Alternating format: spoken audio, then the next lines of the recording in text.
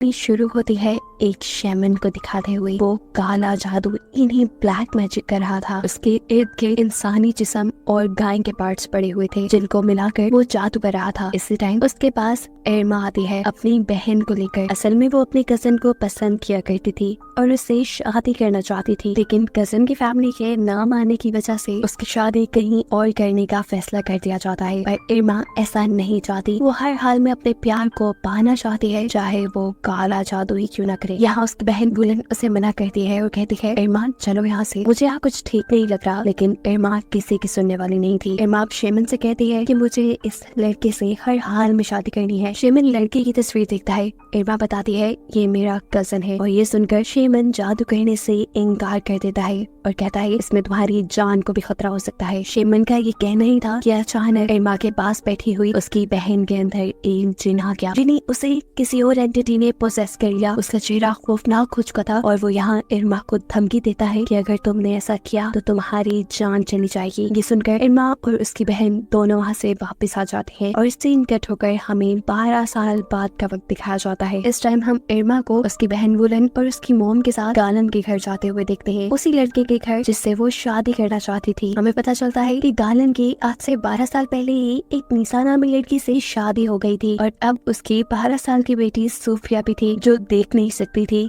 यानी वो ब्लाइंड थी। ये सभी लोग यहाँ सोफिया की बर्थडे पार्टी सेलिब्रेट करने के लिए आए थे। इसी टाइम पर हमें गालन की मदर को भी दिखाया जाता है। गालन की मदर और एरमा की मॉम दोनों बहनें हैं। हमें मालूम हुआ कि गालन की मदर काफी टाइम से बीमार है। यहाँ पर हमें मालूम होता है कि सिर्फ एरमा ही नहीं बल्कि गालन भी एरमा के प्यार में एक वक्त में पागल हुआ करता था। उसने अपनी मॉम के कहने पर निसा से शादी तो कर ली, लेकिन वो आज भी एरमा के काफी करीब था। लेकिन अब उसे एहसास होने लगा था कि एरमा के साथ रहते रहते वो अपनी प्यारी से बेटी और अपनी वाइफ के साथ ज्यादती कर रहा है। इसीलिए उसने इरमा से दूर जाने का फैसला कर लिया। लेकिन इरमा ऐसा होने नहीं देना चाहती थी क्योंकि अब इरमा भी प्रेग्नेंट थी। ये सुनकर गालन उसके साथ बहुत ही रूड बिहेव करता है और उसे घर जाने को कहता है। घर आकर भी इरमा उसे बहुत कॉल्स करने की कोशिश करती है, लेकिन गालन उसकी कॉल्स को कॉन्टिन्यूसली इग्नोर कर रहा था। इरमा की बहन जो कि इरमा और गालन के बारे में सब कुछ जानती थी, वो इरमा से कहती है अब गालन तुम्हारा कभी नहीं हो सकता, तुम उसका पीछा क्यों नहीं छोड़ देती? तुम अच्छी तरह जानती हो उसकी एक फैमिली है और तुम उसकी फैमिली खराब कर रही हो। वुलन की बातों से एरमा को बहुत ज्यादा गुस्सा आ जाता है और वो डांट कर वुलन को ही अपने कमरे से बाहर निकाल देती है। इस टाइम उसे वैसे भी वुलन से ज्यादा गालन पे गुस्सा आ रहा था क्योंकि एक वक्त ऐसा भी था जब गालन ने उसके साथ जीने मरने की कस्में खाई थी, पर अब जैसे वो सब भूल चुका था। गुस्से में एमा अब गालन की काम करने वाली जगह पे पहुंच जाती है। वो इस टाइम गुस्से में थी और गालन से अपने बच्चे को एक्सेप्ट करने को कह रही थी, लेकिन यहाँ पे गालन उसकी बात नहीं सुनता और उसके साथ बहुत रूड बिहेव करता है। उससे एमा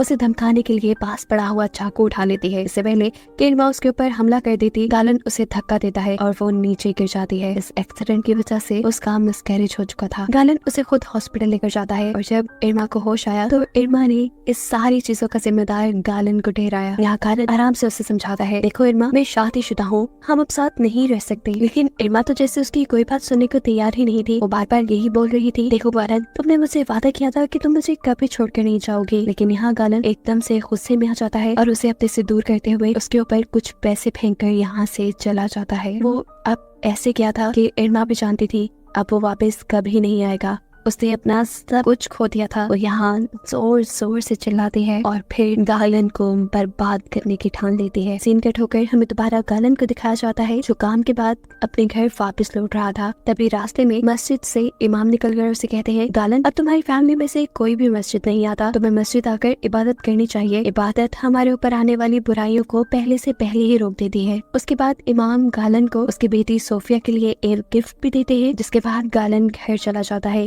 बहुत ज्यादा थका हुआ था इसीलिए सो गया, पर तब सोते हुए सोफिया उसके पास आई। सोफिया ने उसे जगाया और यहाँ हमें दिखाया गया कि सोफिया ने अपनी आंखें बाहर निकाली हुई थी, जिसे वो गालन को देते हुए कहती है डैड, इस मर्तबा अगर आप मुझे कोई गिफ्ट देंगे तो मुझे आंखें गिफ्ट करना।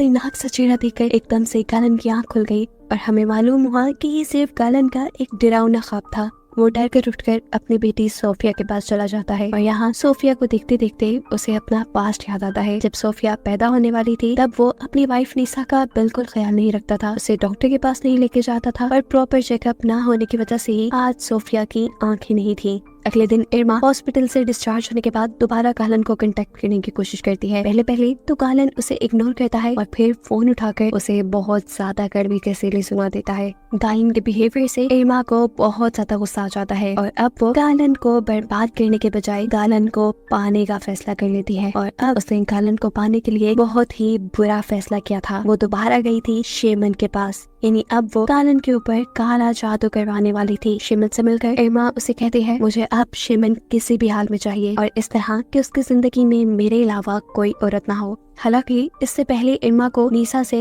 या सोफिया से, गालन की बेटी से कोई प्रॉब्लम नहीं थी। यहाँ तक कि वो तो सोफिया यानी गालन की बेटी से बहुत प्यार करती थी, लेकिन अब गालन के ही बिहेवियर ने उसे यहाँ तक पहुँचा दिया था। वो शेमन से कहती है, इस काम के लिए चाहे आप मेरे से कोई भी कीमत ले लें, लेकिन अब मुझे गालन सिंगल चाहिए। शेमन अभी भी उसे कहता है, देखो लड़की, तुम बात नहीं मान रही, ये काम बहुत ज्यादा खतरनाक है। लेकिन इरमा को परवाह नहीं थी। इरमा यहाँ पर अपनी बहन की सारी गोल्ड की ज्वेलरी उसने दे देती है, जिसे देखते हुए शेमन की मॉम भी शेमन को ये काम करने को कह देती है। अपने मॉम की कहने पर ये शेमन इरमा की मदद करने को राजी हो जाता है और फिर इरमा को बताता है कि इस दुनिया में बहुत किस्म के जिन होते हैं और उसमें से एक किस्म है अनजार जिन्स की, जो कि काफिर है, मुसलमानों से बहुत ज्यादा नफरत करते हैं और इन्हीं जिन्स का इस्तेमाल करते हुए वो उनके ऊपर काला जादू करेंगे। काला जादू के लिए उसे अब कुछ चीजें चाहिए थी। ये काला जादू होने वाला था नीसा पर, यानी गालन की वाइफ पर, ताकि वो और उसके सारे रिश्ते मर जाए। शेमन उसे नीसा की एक फोटो, बाल और खून लाने का काम देता है, जिसके जरिए नीसा के ऊपर पोजेशन होगा, यानी नीसा के ऊपर काला जादू का असर होगा। साथ ही शेमन को काले जादू के लिए एक ताजा मरे हुए इंसान के पाँव की हड्डी भी चाहिए होगी, जिसके ऊपर वो गाय की आंतों को लपेट कर अपना जादू करेगा। शेमन के कहने पर इरमा गालन के घर जाती है, उसकी वाइफ से मिलती है और बहाने से उसके वॉशरूम में जाकर उसकी कंघे से बाल और उसके वॉशरूम से सैनिटरी पैड चुरा लेती है। अपना काम होने के बाद वो यहाँ से निकलने ही वाली थी कि उसे दोबारा यहाँ पर गालन दिख गया। गालन उसे देखते ही कहता है, तुम यहाँ क्या कर रही हो? कितनी मर्तबा मना किया है मैंने तुम्हें, मेरी फैमिली से दूर रहो। उसकी बातें सुनकर इरमा को अपने लिए और भी ज्यादा बुरा लगता है और वो अब एक मजबूत इरादे के साथ ये सारी चीजें जाकर शेमन को दे आती है। शेमन भी एक इंसान की टांग ले आए थे और रात में ये रिचुअल, ये जादू शुरू कर दिया जाता है। शेमन इरमा से कहते हैं, अच्छा हुआ कि तुम फोन ले आई, फोन से तो ज्यादा अच्छा असर होगा। वो यहाँ एक ब्लेड से सैनिटरी पैड को काटते हुए फोन को पाँव की हड्डी के ऊपर गिराते हैं। उसके बाद कुछ जादू मंत्र पढ़ते हैं और अचानक से उनका ये घर हिलने लग जाता है। फाइनली यहाँ वो जिन आ चुके थे, जिनकी हेल्प से इन्हें नीसा के ऊपर पोजेशन करवाना था। वो इन जिनों से, जिनों की ही लैंग्वेज में बात कर और नीसा को बर्बाद करने को कहता है। जिन उसकी बात सुनकर यहाँ से चले जाते हैं और शेमन इरमा को बताता है कि अगली 5 रातें नीसा के लिए इंतहाई मुश्किल रातें होंगी, जिसमें उसके सारे ब्लड रिलेशंस मारे जाएंगे। ऐसे इरमा की सारी ख्वाहिशात पूरी हो जाएंगी। पहली रात में हमें दिखाया जाता है कि नीसा जब नमाज पढ़ रही थी, एकदम से उसके सामने गाय के कटे हुए पार्ट्स आ गए, जिसे देखकर वो डर गई। जिसके बाद नीसा को ऐसे महसूस हुआ जैसे उसके ऊपर किसी ने बाल्टी भर के खून गिरा दिया हो। वो डर कर इतनी बुरी तरह चिल्लाई कि गालन यहाँ आ गया और जब गालन की नजर उसके ऊपर पड़ी तो नीसा के कपड़े बिल्कुल साफ थे, वहाँ कोई खून नहीं था। वो नीसा से कहता है, चलो तुम आराम कर लो, मेरा ख्याल है तुम थक गई हो। अगली रात हम देखते हैं कि जादू का असर नीसा के ऊपर दोबारा हो रहा था। ऐसे में वो अपनी बेटी के डॉल के बाल काट के खा जाती है, जिसकी वजह से उसे उल्टी शुरू हो जाती है। जब वो होश में आई तो तब वो बहुत ज्यादा परेशान हो चुकी थी कि वो क्या उठपटांग की हरकतें कर रही है। वो इन चीजों के बारे में गालन को बताना चाहती थी, लेकिन गालन उसकी बातों पे ध्यान नहीं देता। सीन कट होकर हमें इरमा को दिखाया जाता है, जिसकी बहन यानी वुलन उससे अपनी ज्वेलरी के बारे में पूछ रही है। उसे कहती है, मैं जानती हूँ तुम उस शेमन की ज्वेलरी देकर आई हो ना, तुम कुछ गलत कर रही हो ना। उसकी बातों से तंग आकर इरमा उसे ढांढ कर यहाँ से भगा देती है और रात में हमें देखने को मिलता है कि इरमा की बहन मर गई। इरमा परेशानी से उठ बैठी और अब इरमा की बहन की मरी हुई बॉडी उसे डरा भी रही थी, जिसके चलते इरमा ने जोर से चीख मारी और तभी उसकी बहन वुलन यहाँ आ गई। हमें मालूम हुआ कि ये सब जो इरमा ने देखा था वो सिर्फ उसका वहम था। इरमा की बहन तो अभी जिंदा थी। काला जादू तो इरमा ने नीसा पे करवाया था, लेकिन शायद इरमा खुद अपने ही करवाए जादू के असर में आती जा रही है। खैर, अगले सीन में हमें नीसा को दिखाया जाता है। नमाज पढ़ते पढ़ते एकदम से उसे उल्टी हो जाती है। अजीब बात ये थी कि उसकी वॉमिट में, उसकी उल्टी में कीड़े आ रहे थे, बहुत बड़े बड़े कीड़े, जिसे देखकर वो डर गई। उसके साथ पिछले इतने दिनों से जो कुछ भी गलत हो रहा था, वो इन सब के बारे में किसी से बात करना चाहती थी। इसीलिए वो इन कीड़ों को भी उठाकर एक जार में डाल देती है ताकि वो इन कीड़ों को किसी को दिखा सके। इसके बाद इरमा गालन की मोम के कमरे में जाती है। यहाँ वो आई तो उनका ख्याल रखने के लिए थी, लेकिन अचानक ही पता नहीं उसे क्या हो जाता है। ऐसे लग रहा था कि जैसे किसी चीज ने उसे पोजेस कर लिया, जिसके चलते वो गालन की मॉम को मारने ही वाली थी। लेकिन तभी अचानक उसे होश आ गया। उसे समझ नहीं आ रही थी उसे ये सब क्या कर दिया। वो यहाँ गालन की मॉम से माफी मांगती है और कहती है मैं आपको मारना नहीं चाहती थी, पता नहीं मुझे क्या हो रहा है, मुझे खुद समझ नहीं आ रहा। इससे पहले कि कुछ और गलत होता, निशा बगैर वक्त जाए किए किसी से मदद लेने का फैसला करती है और बाथरूम में जाकर जब उस जार को उठाती है जिसमें उसने अपनी उल्टी में निकले हुए कीड़े बंद किए थे, तो वो ये देखकर हैरान हो गई कि वहाँ अब वो कीड़े नहीं थे। दूसरी तरफ गालन की मॉम जो कि चल भी नहीं सकती थी, हमें दिखाया जाता है कि वो बिल्कुल सही चलते हुए किचन में आती है और गर्म खाने से भरा हुआ बर्तन उठाकर अपने ऊपर डाल देते हैं। निशा जो अभी भी बाथरूम से बाहर निकली थी, वो ये सब देखकर परेशान हो गई, क्योंकि अब गालन की मॉम के पूरे जिस्म पे बड़े बड़े आंवले बन चुके थे। उनका जिस्म जल चुका था और कुछ ही देर में उनकी मौत हो गई। तीसरी रात में हमें दिखाया जाता है कि गालन की मॉम का फ्यूनरल था और सभी यहाँ पर आए हुए थे। फ्यूनरल पर निशा एकदम से ही अपने ऊपर से कंट्रोल खो देती है, उसे कोई एंटिटी पोसेस करती है और इसी पोजीशन में वो गालन की मॉम की डेड बॉडी को वहाँ से उठाकर दूर फेंक देती है। सभी लोग ये देखकर डर जाते हैं सिवाय इरमा की, जो जानती थी यहाँ क्या हो रहा है, और वो तो ये सब देखकर खुश थी। दिखाया जाता है कि यहाँ पर इमाम भी आए थे। वो निशा की ये हालत देखकर समझ जाते हैं कि निशा के ऊपर किसी ने कब्जा किया हुआ है। वो यहाँ निशा को पकड़ कर उसके ऊपर कुछ पढ़ते हैं और निशा इस टाइम कंट्रोल में आ जाती है। इमाम अब ये समझ गए थे कि किसी ने जानबूझकर किसी ईवल जिन को निशा के पास बुलाया था। फिर दिखाया जाता है कि अपनी मॉम के फ्यूनरल के बाद गालन भी जब सोने के लिए जाता है तो उसे भी अब अजीबो गरीब ख्वाब आ रहे हैं, बहुत डरावने। उसने अपने ख्वाब में देखा था कि वो मर चुका है और उसके इर्द गिर्द बहुत सी औरतें घूम रही थी। ये देखकर वो डर गया और फौरन इमाम के पास गया। सारी बातें इमाम को बताने के बाद इमाम जवाब देते हैं, मैं पहले ही निशा को देखकर जान गया था कि वो किसी शैतानी जिन के कब्जे में है। उसका नाम है अनाजार और अनाजार एक ऐसा जिन है जो बहुत ही ज्यादा ताकतवर है। वो मुसलमानों से नफरत करता है, इसीलिए लोग उसे काले जादू में यूज करते हैं। इमाम कहते हैं निशा का इलाज हो जाएगा, गालन तुम फिक्र ना करो। जिन कितने भी ताकतवर क्यों ना हो, लेकिन अल्लाह सबसे ज्यादा ताकतवर है और अल्लाह से ही मदद मांगते हुए हम निशा को बिल्कुल ठीक कर लेंगे। वो यहाँ गालन को निशा के लिए होली वाटर देते हैं और कहते हैं कि हमें निशा पर एक्सॉर्सिज्म करना होगा,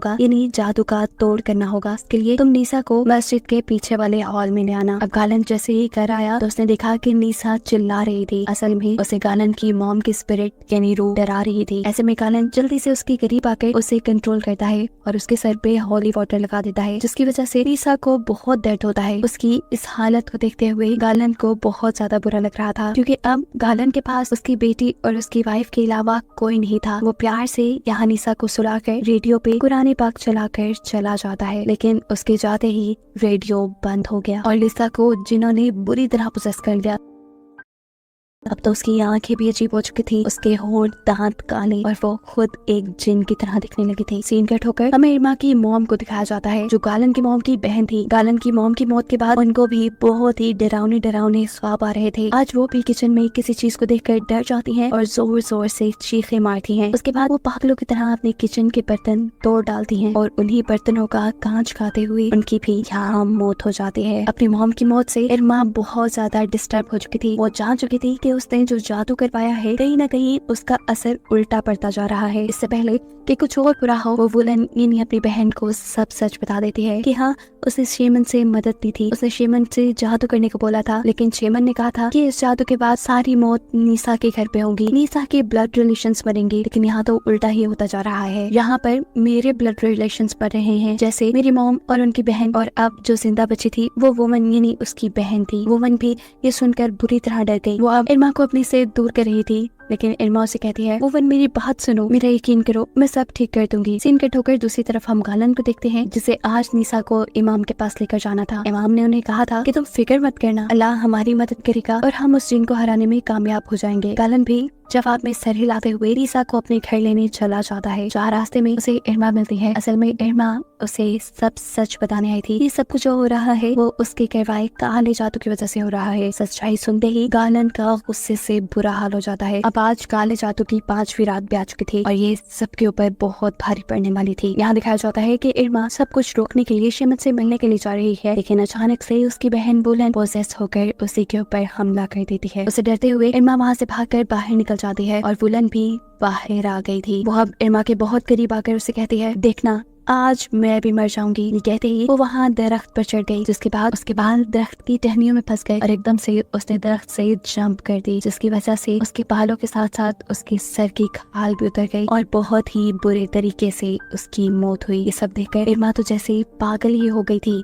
वो अब जल्द से जल्द शेमन के पास जाकर ये सारी चीजें रुकवाना चाहती थी ताकि एटलीस्ट उसकी जान बच जाए। जबकि दूसरी तरफ हम देखते हैं कि इमाम साहब नीसा का एक्सॉर्सिज्म भी शुरू कर चुके थे। जैसे जैसे वो मुस्लिम्स की होली बुक यानी कुरान पाक पढ़ते रहते हैं, इरमा की हालत बिगड़ती रहती है। उसको जिन्होंने पोजेस किया हुआ था वो यहाँ कंट्रोल से बाहर हो जाते हैं और इस जगह मौजूद सभी इंसानों के ऊपर हमला करके उन्हें मार डालते हैं। इधर इरमा जो शेमन के ठिकाने पे पहुंच चुकी थी, शेमन उसे वहाँ कहीं नहीं मिलता। एकदम से नेगेटिव एनर्जीज उसे ही अपने कंट्रोल में ले लेती हैं। उसका जिस्म अकड़ जाता है, हड्डियां मुड़ जाती हैं, कमर टूट जाती है और ऐसे ही एक एक करके उसकी सारी बॉडी टूटकर उसकी भी यहाँ बुरे तरीके से मौत हो जाती है। यहाँ मस्जिद में नीसा जिनों के संगे बहुत से लोगों को मारने के बाद अब गालन को भी पकड़ चुकी थी। इससे पहले कि वो गालन को भी मारती थी, यहाँ इमाम उसे बेहोश कर देते हैं। लेकिन उसे बेहोश करने के बाद भी ये लोग देखते हैं कि यहाँ सारे बुरे काम वैसे ही चल रहे थे और तब इमाम की नजर जाती है सोफिया पर, यानी नीसा की बेटी पे। और सबसे बड़ा सच ये रिवील होता है कि जो जादू इरमा नीसा के ऊपर करवा कर आई थी, वो जादू तो नीसा के ऊपर हुआ ही नहीं था बल्कि सोफिया के ऊपर हो गया था और जिन्होंने सोफिया को ही पोजेस किया हुआ था। और इसकी वजह ये थी कि इरमा ने बाथरूम में से जो सैनिटरी पैड और जो बाल उठाए थे वो नीसा के नहीं बल्कि सोफिया के थे। इसी वजह से नीसा के बजाय सोफिया के सारे ब्लड रिलेटिव्स मारे गए थे, जिसमें इरमा की भी फैमिली शामिल थी। यहाँ सोफिया गालन को मारने लगती है, जिस पर गालन उससे माफी मांगता रह जाता है, लेकिन सोफिया एक नहीं सुनती और बेरहमी से अपने डैड को मार डालती है। यहाँ इमाम जब नीसा को छोड़कर सोफिया के ऊपर एक्सॉर्सिज्म करते हैं तो ये एक्सॉर्सिज्म काम कर जाता है और जिन सोफिया को छोड़कर चले जाते हैं। ये हकीकत अगर इन लोगों को पहले पता चल जाती कि जादू असल में सोफिया के ऊपर हुआ था तो ये लोग काफी लोगों की जान बचाने में कामयाब हो जाते। पर अफसोस अब काफी लोग मर चुके थे। कहानी के आखिरी सीन में हमें दिखाया जाता है कि अब नीसा जिंदा है, लेकिन बहुत ही बुरी हालत में। वो हॉस्पिटल में एडमिट है और तभी उसके पास सोफिया आई है। सोफी की हालत अभी भी खराब थी। उसका खौफनाक चेहरा ये बता रहा था कि अभी भी जिन्होंने उसे पोसेस किया हुआ है और अब वो अपनी सबसे करीबी और आखिरी ब्लड रिलेटिव यानी अपनी मॉम को मारेगी, जिसके साथ ये कहानी यही खत्म हो जाती है।